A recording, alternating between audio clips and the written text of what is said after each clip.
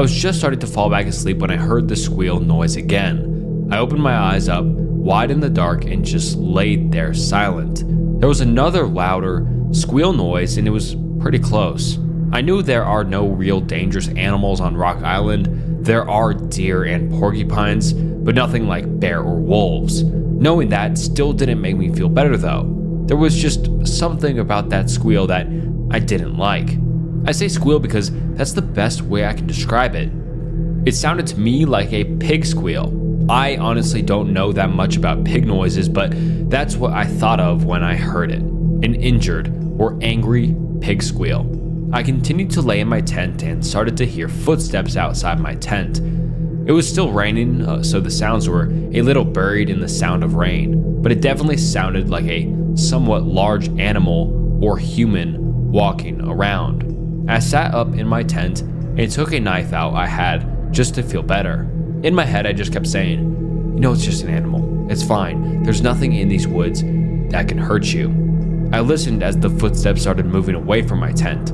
I just sat there, being still, holding my knife for maybe 10 minutes without hearing anything else. I started thinking to myself, it's fine, it's just an animal, you're being stupid, and you need to get some sleep. I was just about to lay back down when there was a very loud squeal, and it was right outside my tent. It felt like my heart just stopped and a shiver went down my spine. My heart was beating so hard, my entire body was pulsing, and I felt it in my ears. It took everything in me, but I forced out a, "Get out of here," not shouting, but as stern and mean sounding as I could at that moment. I didn't hear any more squeals or footsteps at night, but I also didn't sleep. I just sat there in my tent for maybe an hour before I lay down. Eventually, the rain stopped and I kept laying there until the sun came up. All that time, reassuring myself that I was being stupid. It was just an animal. It was probably 7 a.m. before I decided I had to get out of my tent to relieve myself. As soon as I stepped outside my tent, I saw that my picnic table had been overturned and was upside down. When I saw this, I surprisingly calmly thought, okay, this is enough. I'm leaving the island today.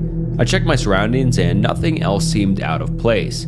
I eventually reasoned with myself that the wind had blown the table over during the storm. It still seemed a little strange because the table was pretty heavy and I felt like I would have heard the table flipping over, but that might have made sense. I made some cold instant coffee, had a bite to eat, started to feel better about the whole thing, then decided to go for a hike. Maybe that's natural. After I had some coffee and food and the sun came out, I realized that nothing I heard or saw was really anything that couldn't be explained, other than not getting a good night's sleep.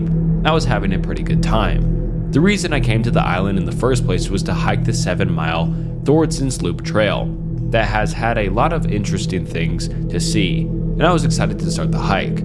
I packed a few things in my backpack and started off. Fairly close to my site is the water tower. I have no idea how it originally worked or why it had to be a tower, but it's an impressive building with a fireplace that looked like something had recently had a fire in it. A little further down the trail was a cemetery where 2 sisters and a few others are buried. It's believed there are still more buried here in unmarked graves. These likely are some of the settlers from the old fishing village. The island has 3 cemeteries.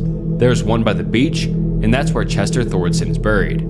There's one on the eastern part of the island where the 2 sisters are buried, and there's one on the northern part of the island where the original lighthouse keeper, David E. Corbin, is buried. There's also at least one Potawatomi burial area on the island, but no one knows exactly where that is. I kept walking on the trail until I came to a nice scenic overlook area with a beach where I sat down and drank some water.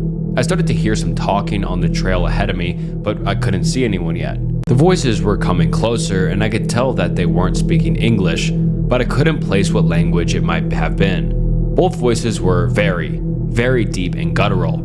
Then back deep in the woods I heard a loud and quick, "Ooh, ooh." Immediately both the voices I was listening to responded with their own, "Ooh, ooh, ooh, ooh." I kind of smiled because it sounded like these 2 heard whatever it was in the woods and they were trying to be funny and mock it by responding. I got off the beach, put my backpack back on, and started walking in the direction further down the trail where the voices were coming from.